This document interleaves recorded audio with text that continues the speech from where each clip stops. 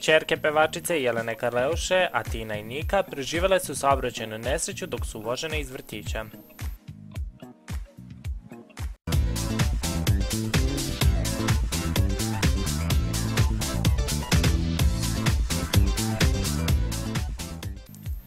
Ćerke Jelene Karleuše, Atina i Nika, preživele su saobraćajnu nezgodu. Jelenina tetka Danijela je vozila devojčicu iz vrtića kada je u ulicu blizu autokomande u kojoj je ona imala prvenstvo prolaza izleteo drugi automobil i udario u prednji levi deo kola. Na sreću nije bilo povređenih. Automobil je znatno oštećen, a muškarac srednjih godina koji se u njih zakucao svojim kolima nije poštovao saobraćajne propise, što je i dovelo do udesa.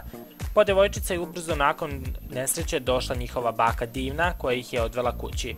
Pevačica Jelena Karleuša je u izjavi za Kurir rekla da se strašno uznemirila nakon što je čula šta se desilo.